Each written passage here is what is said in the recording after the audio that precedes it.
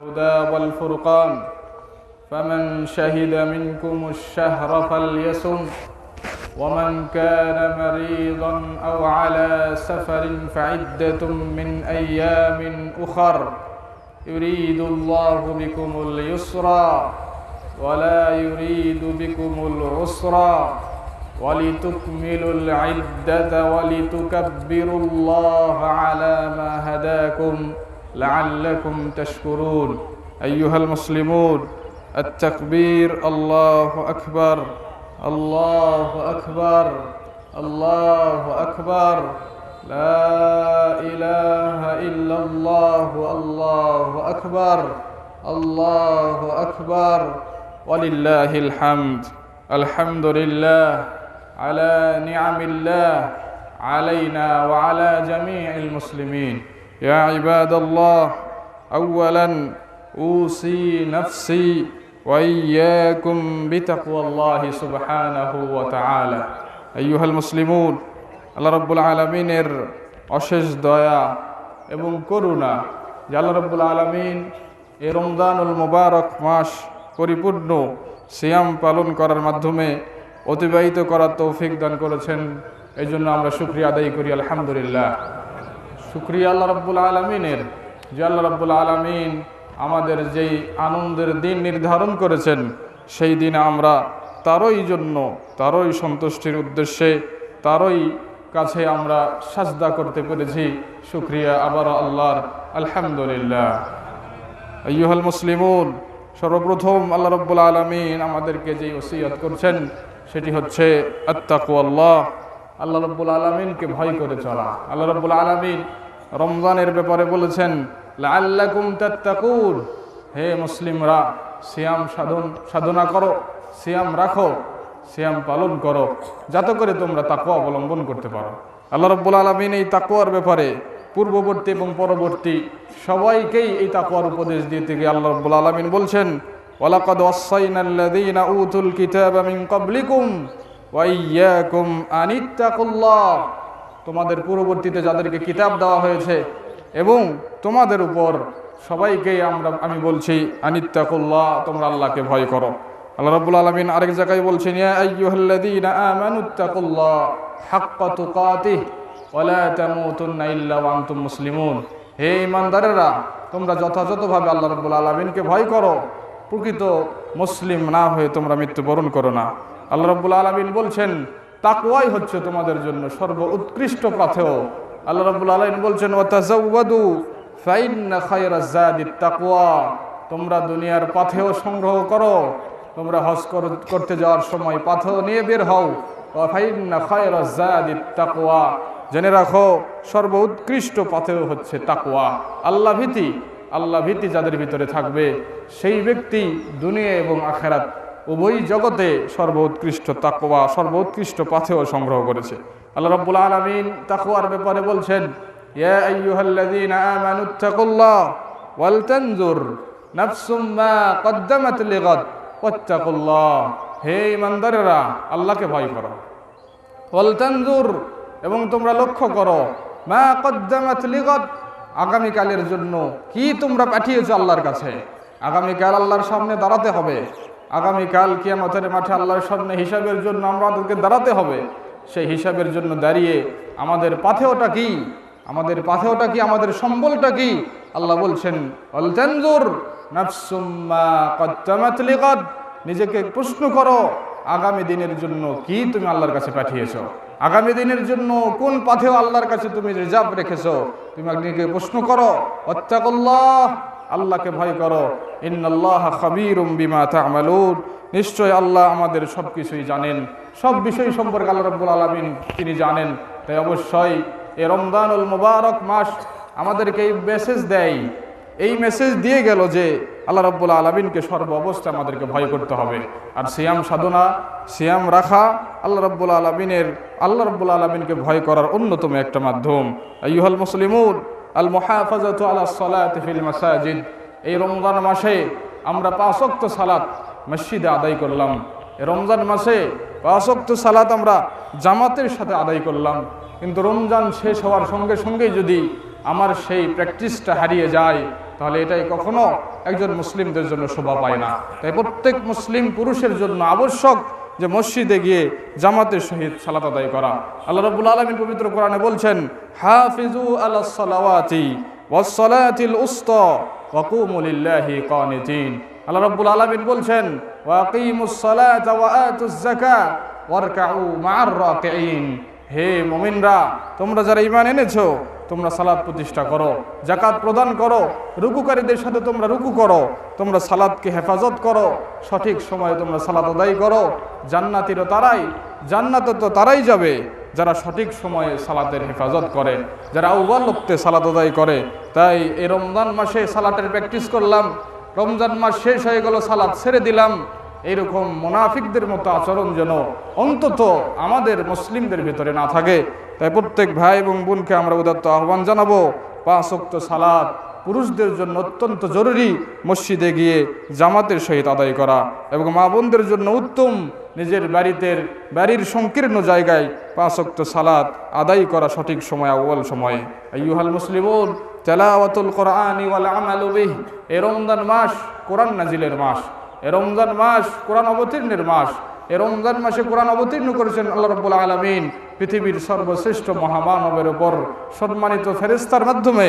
তাই এই রমজান মাসে যেভাবে কোরআন নিয়ে আমরা দিন কাটিয়ে দিলাম, রমজান শেষ হওয়ার মধ্য দিয়ে যদি কোরআনের সেই চর্চাগুলো আবারও হারিয়ে যায়, তাহলে এই রমজান আমাকে কোনো কিছুই শেখাতে পারলো না, এই রমজান আমাকে কোনো কিছুই দিতে পারলো না। তাই অবশ্যই কোরআন তেলাওয়াতের প্রতি আমাদেরকে লেগে থাকতে হবে এবং সেই কোরআনের প্রতি আমল করতে হবে। যেভাবে কোরআনে আল্লাহ রাব্বুল আলামিন যেটা বলেছেন সেভাবেই আমাদেরকে করতে হবে। আল্লাহ রাসূল সাল্লাল্লাহু আলাইহি ওয়াসাল্লাম বলছেন, কোরআনের একটি হরফ যদি কোনো ব্যক্তি তেলাওয়াত করে, তাহলে তার জন্য 10টা নেকি লিপিবদ্ধ করা হয়। এভাবে যত হরফ সে পাঠ করবে, তত নেকি আল্লাহ রাব্বুল আলামিন তার আমলনামায় লিপিবদ্ধ করবেন। আল্লাহ রাব্বুল আলামিন বলছেন, আফালা ইয়াতাদাব্বারুনাল কুরআনা আম আলা কুলুবিহিম আকফালুহা। তারা কি এই কোরআন নিয়ে গবেষণা করবে না, নাকি তাদের অন্তরে তালা মেরে দেওয়া হয়েছে? তাই আমাদের প্রত্যেকটা মুসলিম নর এবং নারীর জন্য আবশ্যক, জীবনে যদি আপনার খাওয়া আবশ্যক হয়, জীবনে যদি আপনার পান করা আবশ্যক হয়, জীবনে যদি আপনার বস্ত্র পরিধান করা আবশ্যক হয়, আপনি মনে রাখবেন আপনার জীবনে এর চাইতেও বেশি আবশ্যক কোরআন তেলাওয়াত করা। আপনি মনে রাখবেন আপনার চাইতে এর চাইতে বেশি আবশ্যক কোরআনের সাথে জীবনকে গড়িয়ে তোলা। আপনার একবেলা না খেয়ে থাকলে আপনি মারা যাবেন না, আপনার শরীরে অর্ধেক পোশাক না থাকলে আপনার লজ্জা শরম সবকিছু বিলীন হয়ে যাবে না, কিন্তু আপনার জীবনে যদি কোরআনের আমল না থাকে, আপনার ভিতরে যদি কোরআন না থাকে, তাহলে আল্লাহ রাব্বুল আলামিন কিয়ামতের দিন আপনাকে ছাড়বেন না। নবী মুহাম্মদ সাল্লাল্লাহু আলাইহি ওয়াসাল্লাম সেই দিন বলবেন, হে আল্লাহ, এরা আমার সম্প্রদায়, এরা কোরআনকে পৃথিবীতে পরিত্যাগ করেছে, তাই আপনি আজকে তাদেরকে যা ইচ্ছা সিদ্ধান্ত আপনি জানিয়ে দেন। আল্লাহ রাব্বুল আলামিন বলছেন, ওমান আ'রাদা আন যিকরি ফাইন্না লাহু মাঈশাতান যানকা। যে ব্যক্তি আমার জিকির থেকে নিজেকে বিমুখ করে নেয়, তার দুনিয়ার জীবনটা আমি কষ্টিত করে দিব এবং আখিরাতে সে অন্ধ হয়ে উঠবে। সে বলবে, লিমা হাশারতানি আ'মা, ইয়া রাব্ব, কেন আমি আজকে অন্ধ? আজকে আমার দৃষ্টিশক্তি নাই কেন? অথচ দুনিয়াতে আমি দেখতাম। আল্লাহ রাব্বুল আলামিন বলবে, এভাবেই তোমার কাছে আমার বাণীগুলো পৌঁছেছিল, তুমি কি করেছো? সেগুলো অ্যাভয়েড করে দিয়েছো, সেগুলো তুমি কাছে নাও নাই, সেগুলো তুমি ধারণ করো নাই, সেগুলো তুমি ভুরুক্ষেপ দাও নাই। তাই আজকে তোমাকে এই কঠিন মুসিবতের দিন তোমাকে আর স্মরণ করা হবে না, তোমাকে ভুলে যাওয়া হবে, তোমার দিকে তাকানো হবে না, তোমার দিকে দৃষ্টিপাত করা হবে না। তাই সাবধান, এই কোরআন আমাদের পক্ষে এবং বিপক্ষে সাক্ষী দিবে। আল্লাহ রাসূল সাল্লাল্লাহু আলাইহি ওয়াসাল্লাম বলছেন, আল কোরআন হুজ্জাতুন লাকা আও আলাইকা। এই কোরআন আপনার পক্ষে অথবা বিপক্ষে সাক্ষী দিবে। সিদ্ধান্ত আপনার যে আপনি কোরআন নিয়ে জীবন কাটাবেন নাকি কোরআনবিহীন জীবন কাটাবেন, কিন্তু এটা স্মরণ রাখতেই হবে, এই কোরআন হয় আপনার পক্ষে সাক্ষ্য দিবে, নচেত আপনার বিপক্ষে সাক্ষ্য দিবে। এই কোরআনের মাধ্যমে পৃথিবীতে ইসলামের আলো ছড়িয়ে গেছে, এই কোরআনের মাধ্যমে সারা বিশ্বে ইসলাম সবার সামনে প্রকাশিত হয়েছে। কিন্তু আজকে দুর্ভাগা মুসলিম আমরা, আমাদের ঘরে কোরআন, আমাদের পরিবারে কোরআন, আমাদের বংশে কোরআন, আমাদের পূর্বপুরুষ সবাইকে কোরআনের অনুসারী, কিন্তু আমরা নামকা অস্তে কোরআনের অনুসারী। কোনোদিন কোরআন হাতে নিয়েও দেখি না, কোনোদিন পড়ি না, কোনোদিন চিন্তা ভাবনা করি না, কোরআনে কি আছে জানার চেষ্টা করি না, কোরআনে কি আছে বোঝার চেষ্টা করি না, কোরআন কি বলছে অনুধাবন করার চেষ্টা করি না। আল্লাহি, এটাই সবচেয়ে বড় দুর্ভাগা, এটাই সবচেয়ে বড় দুর্ভাগ্যের ব্যাপার যে আমাদের কাছে কোরআন আছে অথচ কোরআন আমরা বুঝি না। যাদের কাছে কোরআন নাই যারাই তারা কোরআনের কাছে এসে কোরআন পড়ে এই কোরআনের আলোয় আলোকিত হচ্ছে, আল্লাহ রাব্বুল আলামিন এটাই বলেছেন, এই কোরআন মানুষকে অন্ধকার থেকে আলোর দিকে নিয়ে আসে। কিন্তু আজকে আমরা আলো পেয়েও কেন জানি অন্ধকারের ভিতরে আছি। তাই প্রত্যেকটা মুসলিম ভাই এবং বোনদের জন্য জরুরি, এই রমজান মাসেই শুধু কোরআন শিখলেন এবং যে কোরআন আপনাকে শিখালো তাকে 2000 3000 টাকা হাদিয়া দিয়ে মন খুশি করে দিলেন, আর বাকিটা জীবন এই কোরআন ছাড়াই থাকলেন, এটা কখনো মুসলিমদের বৈশিষ্ট্য হতে পারে না। তাই প্রত্যেকটা মুসলিমের জন্য জরুরি সকাল সন্ধ্যা এবং প্রত্যেক দিন তার জীবনে কোরআন তেলাওয়াত থাকতেই হবে। তাই অবশ্যই আমরা যেন এই বিষয়টি খেয়াল করি। আইয়ুহাল মুসলিমুন, আদ-দুআউ ওয়াল ইবাদাহ, আল্লাহ রাব্বুল আলামিনের কাছে সর্বদাই আমাদেরকে দোয়া করতে হবে। আল্লাহ নবী করিম সাল্লাল্লাহু আলাইহি ওয়াসাল্লাম আল্লাহর কাছে দোয়া করেছিলেন, ইয়া মুকাল্লিবাল কুলুব সাব্বিত কলবি আলা দীনিক, ইয়া মুসাররিফাল কুলুব সাররিফ কলবি আলা তুআতিক। নবী মুহাম্মদ সাল্লাল্লাহু আলাইহি ওয়াসাল্লাম সর্বদা আল্লাহ রাব্বুল আলামিনের কাছে দোয়া করেছিলেন। নবী মুহাম্মদ সাল্লাল্লাহু আলাইহি ওয়াসাল্লাম সর্বদা আল্লাহ রাব্বুল আলামিনের কাছে ইস্তেগফার করেছিলেন। কিন্তু আমাদের মুখ দিয়ে আজকে দোয়া বের হচ্ছে না, আমাদের মুখ দিয়ে আজকে আল্লাহর কাছে আমাদের প্রার্থনাটা বের হচ্ছে না, কারণ আমাদের অন্তরটা মরিচা পড়ে গেছে, আমাদের অন্তরে সমস্যা তৈরি হয়েছে। নবী মুহাম্মদ সাল্লাল্লাহু আলাইহি ওয়াসাল্লাম নিজেই বলছেন, আমি আল্লাহর কাছে প্রত্যেক দিনে ৭০ বারের অধিক ইস্তেগফার করি। আমরা কতবার করি? এটা ভাববার বিষয়, এটা চিন্তার বিষয়, কারণ দোয়ার মাধ্যমেই আপনি আপনার কাঙ্ক্ষিত জিনিস হাসিল করতে পারবেন আল্লাহ রাব্বুল আলামিনের কাছ থেকে। এই জন্য বলা হয় আদ-দুআউ সিলাহুল মুমিন, দোয়া হচ্ছে মুমিনদের একটা অস্ত্র। পুরো বিশ্বের ক্ষমতা দিয়ে যা পারবে না, মুসলিম শুধুমাত্র এই দোয়া দিয়েই সবকিছু করতে পারবে। নবী মুহাম্মদ সাল্লাল্লাহু আলাইহি ওয়াসাল্লাম যখনই যে অবস্থায় যেখানেই বড় বিপদে পড়েছেন, সেখানেই তিনি আল্লাহ রাব্বুল আলামিনের কাছে আল্লাহ রাব্বুল আলামিনকে স্মরণ করে তিনি তার কাছে দোয়া করেছেন, সঙ্গে সঙ্গে আল্লাহ রাব্বুল আলামিন সাহায্য পাঠিয়েছেন। তাই আল্লাহ রাব্বুল আলামিনের কাছে দোয়া করতে আমরা ভুলবো না। সবারই উচিত আমাদের যাবতীয় প্রয়োজন আল্লাহর কাছে বলা।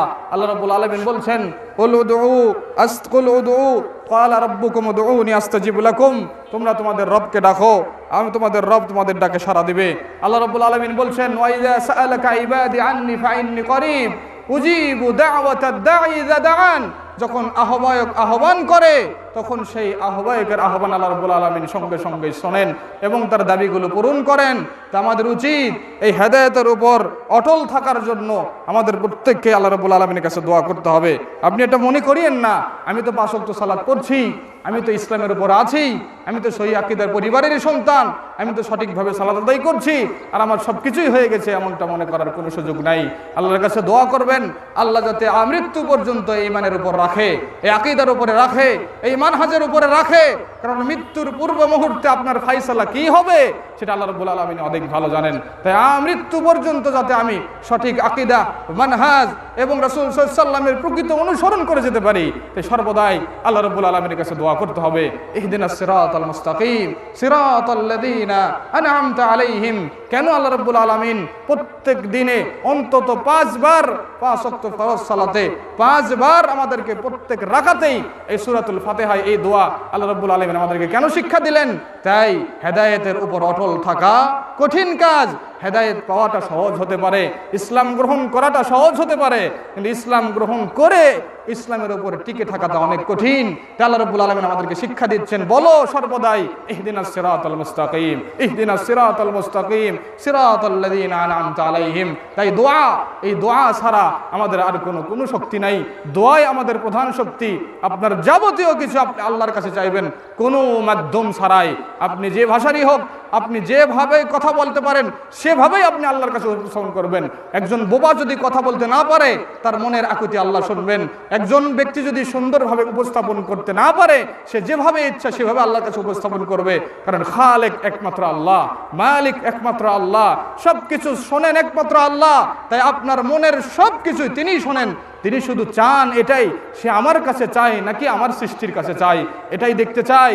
যদি আপনি আল্লাহকে বাদ দিয়ে কোনো সৃষ্টিকে ধরেন, তখনই আল্লাহ রাগান্বিত হয়ে যায়, তখনই আল্লাহ ক্রোধ হয়ে যায়। তাই আল্লাহ রাব্বুল আলামিন আপনার উপর অসন্তুষ্ট হয়ে যায়। তাই আমাদের সমস্ত চাওয়া কেবলমাত্র আমরা এক আল্লাহর কাছেই চাইবো, অন্য কোনো ব্যক্তির কাছে আমরা ধর্ণা ধরবো না, অন্য কিছু মাধ্যম দিয়ে আমরা ধর্ণা ধরবো না, এবং নবী মুহাম্মদ সাল্লাল্লাহু আলাইহি ওয়াসাল্লামের ওসিলা দিয়েও আমরা ধর্ণা ধরবো না। স্বয়ং সরাসরি আমার সাথে আল্লাহর কানেকশন হবে, কারণ আমি আল্লাহর বান্দা। আল্লাহ রাব্বুল আলামিন আমার মালিক, আল্লাহ রাব্বুল আলামিন আমার মালিক, আমি তার গোলাম। তাই মালিক এবং গোলামের কানেকশন সরাসরি হবে, এত কোনো মাধ্যমের প্রয়োজন নাই, এত কোনো কিছুর প্রয়োজন নাই। আপনার যাবতীয় চাহিদা আল্লাহর কাছে আপনি বলেন, আল্লাহ আপনার চাহিদা পূরণ করে দিবেন। তাই অবশ্যই আমাদের জীবনে দোয়া এটা অত্যন্ত জরুরি। আইয়ুহাল মুসলিমুন, এই ঈদের দিন আনন্দের দিন, এই ঈদের দিন আমরা খেলতামাশা করি, ঈদের দিন আমরা অনেক আনন্দ উল্লাস করি, কিন্তু একজন সালাফ বলছেন এই ঈদের প্রকৃত হাকিকতটা কি, এই ঈদের প্রকৃত হাকিকতটা কি?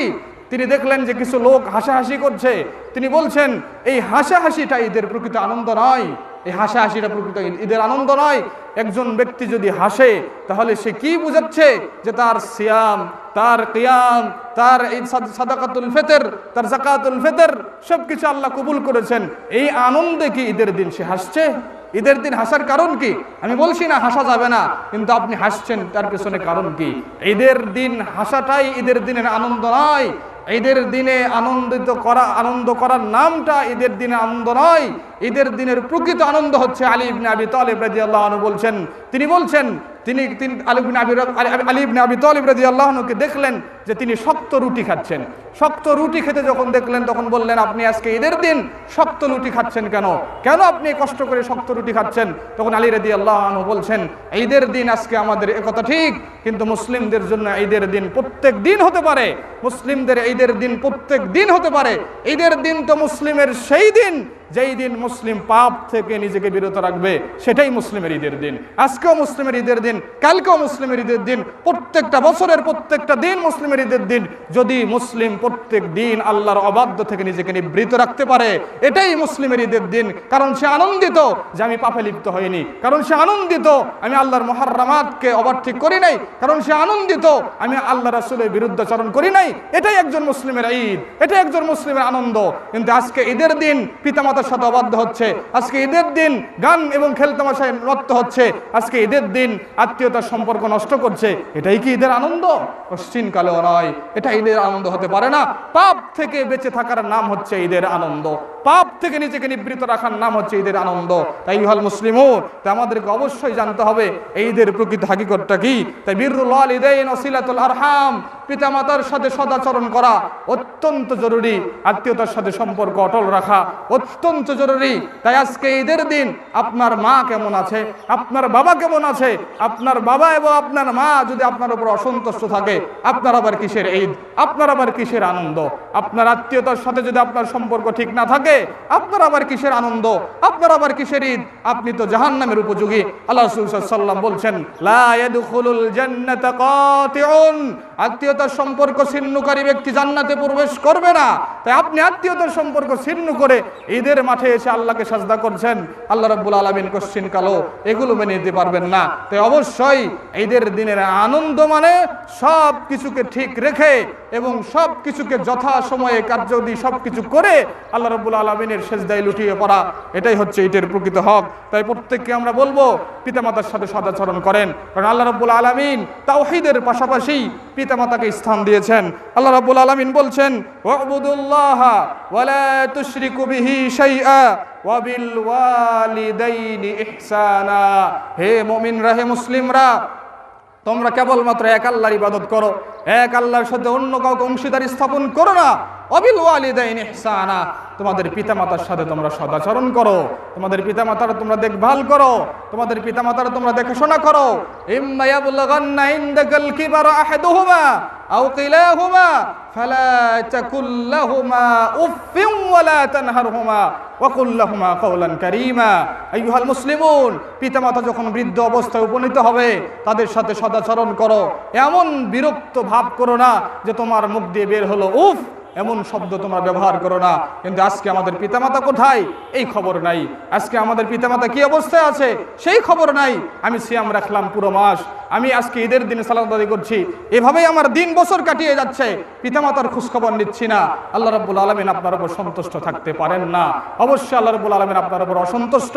তাই অবশ্যই পিতামাতার সাথে সদাচরণ করতে হবে, আত্মীয়তার সাথে সম্পর্ক রাখতে হবে, ভাইয়ের সাথে সম্পর্ক রাখতে হবে, বোনের সাথে সম্পর্ক রাখতে হবে, খালার সাথে সম্পর্ক রাখতে হবে, ফুফুর সাথে সম্পর্ক রাখতে হবে, চাচা চাচাতো ভাই ভাতিজি সবার সাথে সম্পর্ক রাখতে হবে।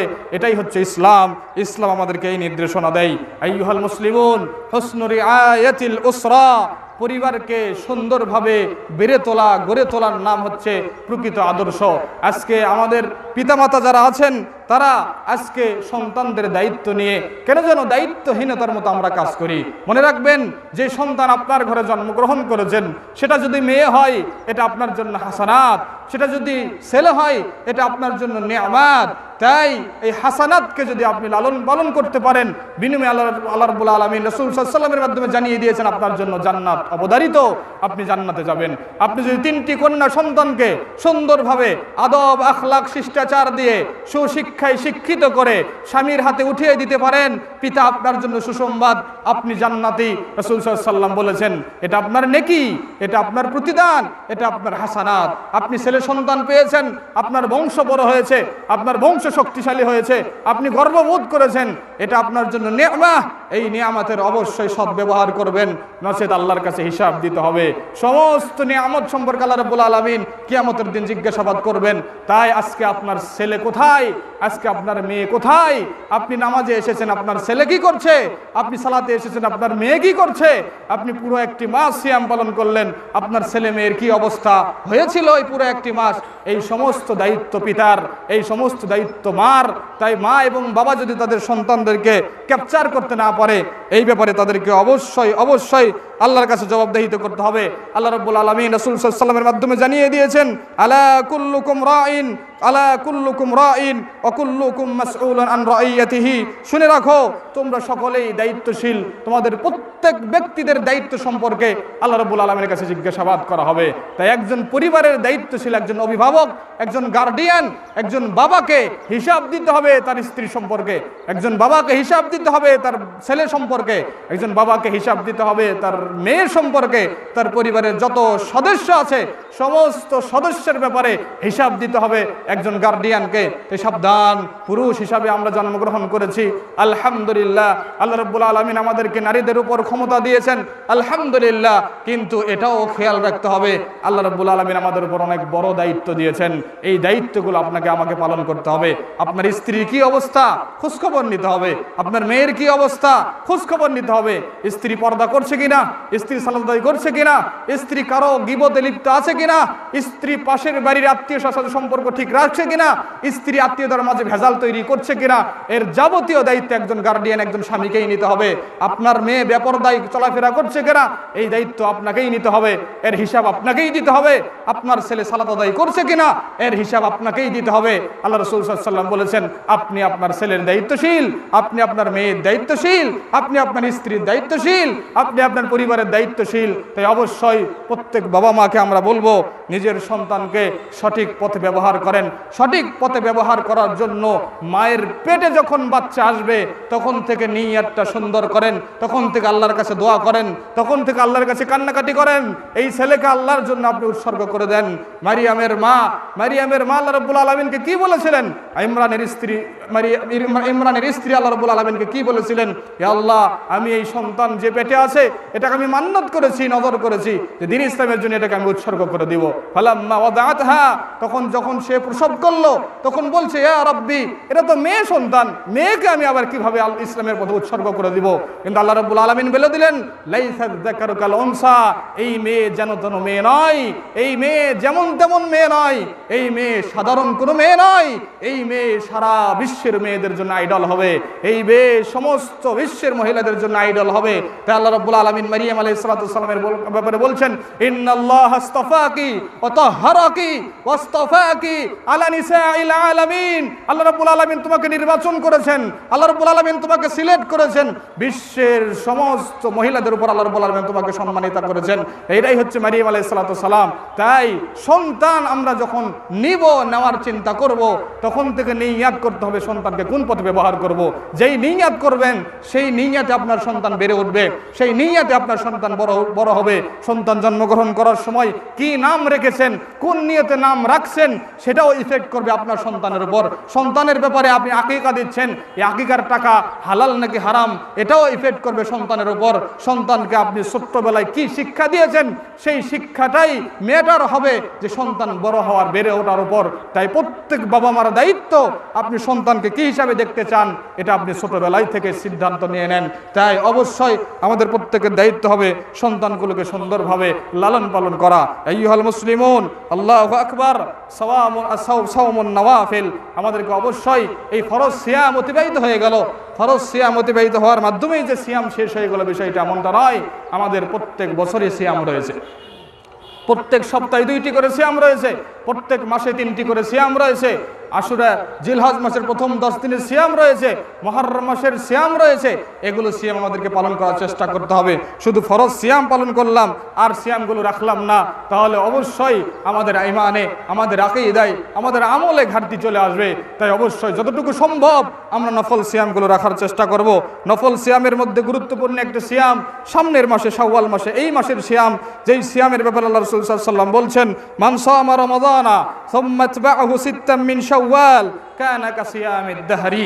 যে ব্যক্তি রমজান মাসের 30টি সিয়াম পালন করলো, 30টি সিয়াম পালন করার পর, অর্থাৎ 29টি সিয়াম পালন করার পর, পূর্ণ মাস সিয়াম রাখার পর যে ব্যক্তি তারপর পরই শাওয়াল মাসে 6টি সিয়াম রাখলো, সেই ব্যক্তি যেন সারা বছরই সিয়াম পালন করলো। তাই অবশ্যই আমাদের অত্যন্ত জরুরি এবং আমাদের গুরুত্ব দিতে হবে এই শাওয়াল মাসের নফল 6টি সিয়ামের ব্যাপারে।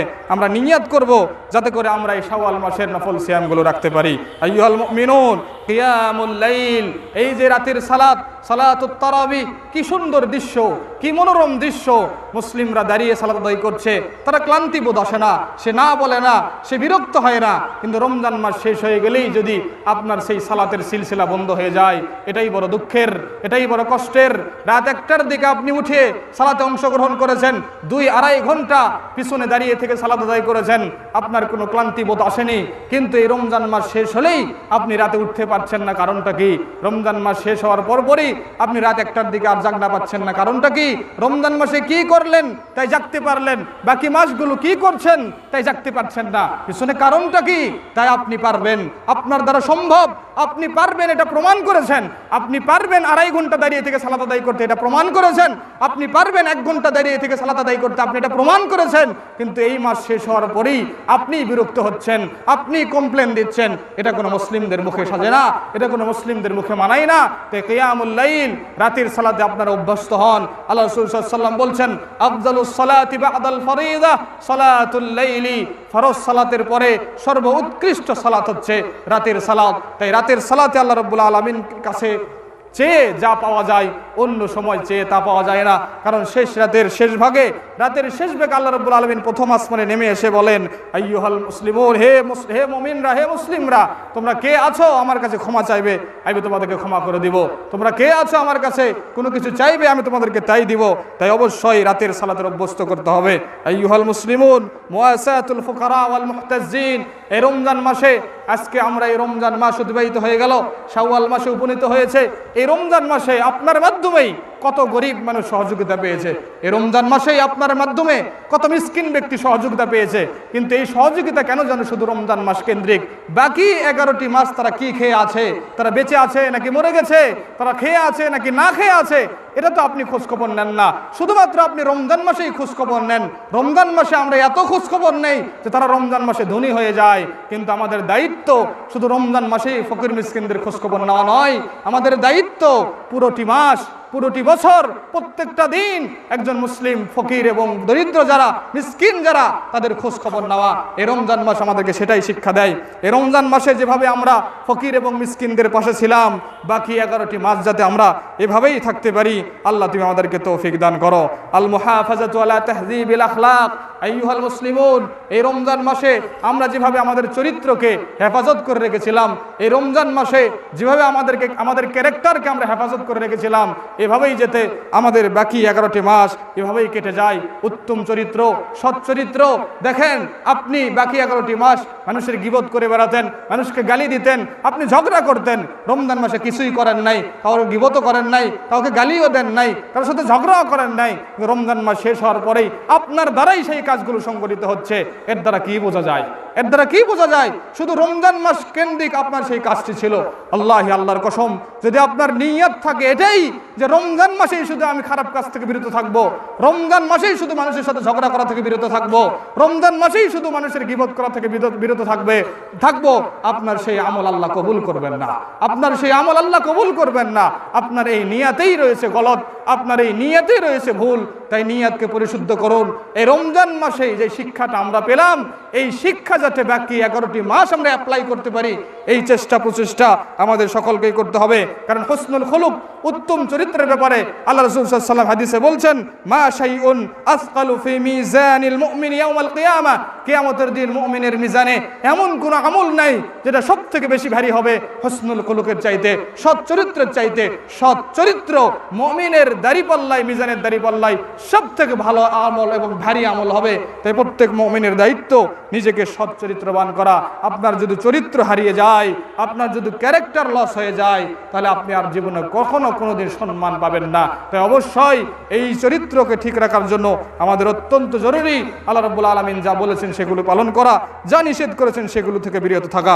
আইয়ুহাল মুসলিমুন ইয়া মা'শারান নিসা, হে মহিলা সম্প্রদায়, আপনাদেরকে আমরা বলছি, আল্লাহ রাসূল সাল্লাল্লাহু আলাইহি ওয়াসাল্লাম আপনাদেরকে যে উপদেশ দিয়েছেন সেই উপদেশ আপনাদেরকে দিচ্ছি।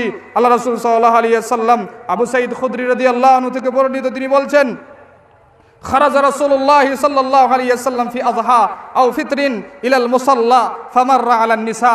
আল্লাহ নবী কারীম সাল্লাল্লাহু আলাইহি ওয়াসাল্লাম ঈদুল ফিতর অথবা ঈদুল আযহা সালাত আদায় করার পর যখন তিনি খুতবা দিচ্ছিলেন, খুতবা শেষ করার পর মহিলাদের প্যান্ডেলে গিয়ে আল্লাহ রাসূল সাল্লাল্লাহু আলাইহি ওয়াসাল্লাম মহিলাদের উদ্দেশ্যে বলছেন, ইয়া মা'শারান নিসা, হে মহিলা সম্প্রদায়, তাসাদ্দাকনা, তোমরা বেশি বেশি আল্লাহর কাছে তোমরা দান করো, বেশি বেশি তোমরা সদকা করো। ফাইন্নী উরিতুকুন্না আকসার আহলিন নার, আমি যখন মেরাজে জান্নাত এবং জাহান্নাম দেখতে গিয়েছিলাম, আমি জাহান্নামের দিকে উকি দিয়ে দেখলাম জাহান্নামে অধিকাংশ রাই নারী, জাহান্নামে অধিকাংশ রাই নারী, জাহান্নামে অধিকাংশ রাই নারী। আইয়ুহান নিসা তাসাদ্দাকনা, বেশি বেশি আপনারা দান সদকা করেন, কারণ আল্লাহ রাসূল সাল্লাল্লাহু আলাইহি ওয়াসাল্লাম আপনাদেরকে বেশি বেশি জাহান্নামে দেখেছেন। ফাকুলনা, তখন মহিলারা বলল, ওয়াবিমা ইয়া রাসূলুল্লাহ, কেন আমরা অধিক হারে জাহান্নামী আল্লাহ রাসূল সাল্লাল্লাহু আলাইহি ওয়াসাল্লাম? তখন আল্লাহ রাসূল সাল্লাল্লাহু আলাইহি ওয়াসাল্লাম বলছেন, তুকসিরুনাল লা'না ওয়া তাকফুরুনাল আশীরা, তারা বেশি বেশি মানুষকে লানত করে, অভিশাপ দেয়, এবং তারা তাদের স্বামীর কৃতজ্ঞতা আদায় করে না, তাদের স্বামীর তারা শুকরিয়া আদায় করে না, এই কারণেই তারা বেশি বেশি জাহান্নামী। আল্লাহ রাসূল সাল্লাল্লাহু আলাইহি ওয়াসাল্লাম তাদের ব্যাপারে আরো বলছেন যে তাদের দ্বীনের ব্যাপারে কিছু ঘাটতি রয়েছে, তাদের বুদ্ধি এবং আকলের ব্যাপারে কিছু ঘাটতি রয়েছে। তাই মা এবং বোনদের উচিত দান সদকা করার মাধ্যমে সেইগুলো পুষিয়ে নেওয়া। তাই অবশ্যই আপনারা দান সদকা করবেন, বেশি বেশি দান সদকা করবেন। এই ওয়াজ যখন রাসূল সাল্লাল্লাহু আলাইহি ওয়াসাল্লামের মুখ থেকে শুনলেন, তখন বেলাল রাদিয়াল্লাহু আনহু তিনি কি করলেন? তিনি কোনো দান নেওয়ার জন্য হাত পাতলেন।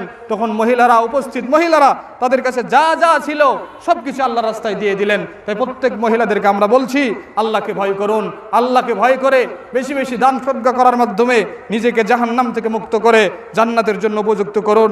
আইয়ুহান নিসা, আইয়ুহাল মারআ, আইয়ুহাল মুসলিমুন ওয়াল মুসলিমাত, হে মা এবং বোনেরা, আপনাদের জন্য সুসংবাদ, আপনাদের জন্য আল্লাহ রাব্বুল আলামিন রাসূল সাল্লাল্লাহু আলাইহি ওয়াসাল্লামের মাধ্যমে জানিয়ে দিয়েছেন জান্নাত আপনাদের জন্য খুব সহজ।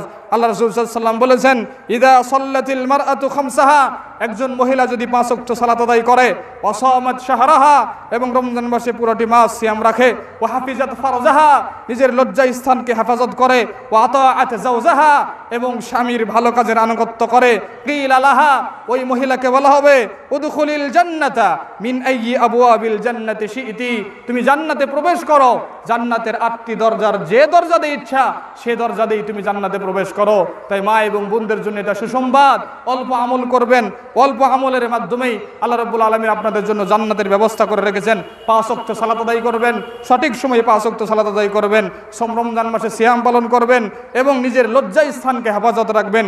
শুধু স্বামীর জন্য আপনি সেটাকে বৈধ করবেন, অন্য কারোর জন্য বৈধ করবেন না। আপনার কথা, আপনার শ্রবণ শক্তি এবং আপনার সব কিছুই যাতে স্বামীর জন্যই উৎসর্গ হয়, কারো কাছে উৎসর্গ করবেন না। এভাবেই আপনি আপনার লজ্জা স্থানকে হেফাজত করবেন এবং আপনার স্বামীর ভালো কাজের আপনি আনুগত্য করবেন, স্বামীর সেবা করবেন, স্বামীর দুঃখ এবং সুখে তার পাশে দাঁড়াবেন। এভাবেই আপনি জান্নাত কামাই করতে পারবেন। আইয়ুহাল মুসলিমুন, সর্বশেষ আপনাদেরকে যে কথাটি বলতে চাই, আত-তাহযীরু মিনাল মাআসি। রমজান মাস শেষ হয়ে গেল তাই পাপে জড়িয়ে যাবেন এমনটা উদ্দেশ্য নয়। রমজান মাস শেষ হয়ে গেল তাই আমরা পাপে লিপ্ত হব, এটা আমাদের জন্য শোভা পায় না। তাই সবাইকে পাপ থেকে বিরত থাকতে হবে এবং আমাদের জন্য জরুরি যে কাজ সেটি হচ্ছে আত-তামাসসুকু বিসুন্নতি রাসূলিল্লাহ সাল্লাল্লাহু আলাইহি ওয়াসাল্লাম। জীবনে মরণে সর্ব অবস্থায় যেখানেই থাকেন না কেন, যে অবস্থায় থাকেন না কেন, যে পরিস্থিতিতে থাকেন না কেন, সর্ব অবস্থায় আল্লাহ রাসূল সাল্লাল্লাহু আলাইহি ওয়াসাল্লামের সুন্নাহকে আঁকড়ে ধরবেন। সর্ব অবস্থায় আল্লাহ রাসূল সাল্লাল্লাহু আলাইহি ওয়াসাল্লামের সুন্নাহকে পালন করার চেষ্টা করবেন। আল্লাহ রাসূল সাল্লাল্লাহু আলাইহি ওয়াসাল্লামের সুন্নাহকে পালন করতে গিয়ে বাড়াবাড়ি করবেন না, কঠোরতা করবেন না, হইচই করবেন না, গন্ডগোল করবেন না। মানহাজুস সালাফুস সালেহ, সালফে সালেহিন যে মানহাজের উপর ছিলেন, সাহাবী রাদিয়াল্লাহু আনহুম যে মানহাজের উপর ছিলেন, তাবেঈ আতবাউত তাবেঈ আমাদের সালাফগণ যে মানহাজের উপর ছিলেন, সেই মানহাজের উপর থেকে আল্লাহ রাসূল সাল্লাল্লাহু আলাইহি ওয়াসাল্লাম যা করতে বলেছেন সেটা করবেন, যা করতে বলেননি সেটা ছাড়বেন। যেদিন থেকে শুনেছেন রাসূল সাল্লাল্লাহু আলাইহি ওয়াসাল্লাম করেছেন সেদিন থেকে আপনি করবেন।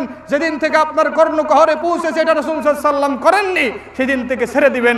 আপনার মন চাই অথবা না চাক, আপনার মন চায় দেখ অথবা না দেখ, রাসূল সাল্লাল্লাহু আলাইহি ওয়াসাল্লাম করেননি আপনিও করবেন না, রাসূল সাল্লাল্লাহু আলাইহি ওয়াসাল্লাম করেছেন আপনিও করবেন। রাসূল সাল্লাল্লাহু আলাইহি ওয়াসাল্লাম যেই কাজ নিজের জন্য করেছেন, আপনাদের জন্য সুযোগ দিয়েছেন, সেটা চাইলে করবেন, না চাইলে করবেন না। কিন্তু কখনোই আল্লাহ রাসূল সাল্লাল্লাহু আলাইহি ওয়াসাল্লামের সুন্নাহ নিয়ে বাড়াবাড়ি করবেন না, কখনোই আল্লাহ রাসূল সাল্লাল্লাহু আলাইহি ওয়াসাল্লামের সুন্নাহ নিয়ে গন্ডগোল করবেন না, কখনো আল্লাহ রাসূল সাল্লাল্লাহু আলাইহি ওয়াসাল্লামের সুন্নাহ নিয়ে হট্টগোল করবেন না, কখনো কাউকে দ্বীন ইসলাম থেকে বের করে দিবেন না।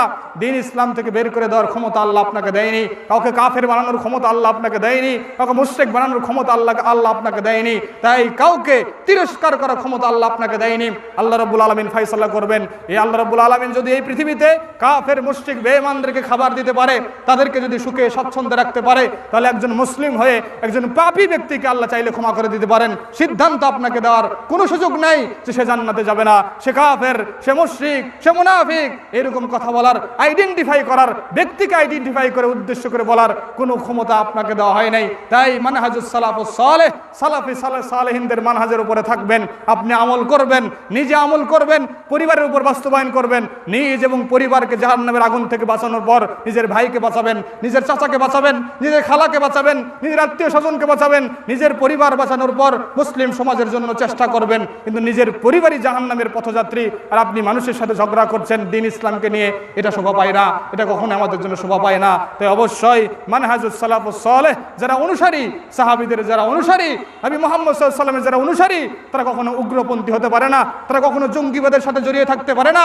তারা কখনো হট্টগোলের ভিতরে থাকতে পারে না, তারা এমন কোনো কাজ করতে পারে না যেই কাজের মাধ্যমে মুসলিম সমাজের ক্ষতি হয়। এটা কখনো একজন প্রকৃত মুসলিম করতে পারে না, প্রকৃত সালাফি করতে পারে না। তাই অবশ্যই আমাদের অত্যন্ত জরুরি যে মানহাজুস সালাফ শিখতে হবে, জানতে হবে, বুঝতে হবে, তার উপর আমল করার চেষ্টা করতে হবে। আল্লাহ রাব্বুল আলামিন আমাদেরকে তৌফিক দান করুক। ইয়া আল্লাহ, আমাদের সিয়ামগুলো তুমি কবুল করে নাও, আমাদের কিয়ামগুলো তুমি কবুল করে নাও, আমাদের যাবতীয় ইবাদত তুমি কবুল করে নাও। হে আল্লাহ, তুমি আজকে আমাদের ঈদের এই সালাতকে কবুল করে নাও, আজকে আমাদের এই দান সদকাকে তুমি কবুল করে নাও। এই মাঠে আমরা যারা সমবেত হয়েছি সবাইকে আল্লাহ তুমি ক্ষমা করে দাও, সবাইকে আল্লাহ তুমি দ্বীন ইসলামের উপর অটল রাখো। ইয়া রাব্বুল আলামিন, ইয়া আকরামাল আকরামিন, আইয়ুহাল মুসলিমুন। এ পর্যায়ে আপনাদের সামনে দুটি কথা, যদিও খুতবা আমার শেষ, এখন আপনাদের সামনে ব্যক্তিগত দুটি কথা। সেটি হচ্ছে, আপনারা জানেন এই মাঠ সরকারি জমি অথবা ডাক বিভাগের একটা জমি এবং বিভিন্ন মাঠে আমরা সালাত আদায় করে থাকি। ঢাকা বিশ্ববিদ্যালয় মাঠে আমাদের বড় জামাত হয়, বিভিন্ন মাঠে আমাদের জামাত হয়, সব কিছু সরকারি মাঠ।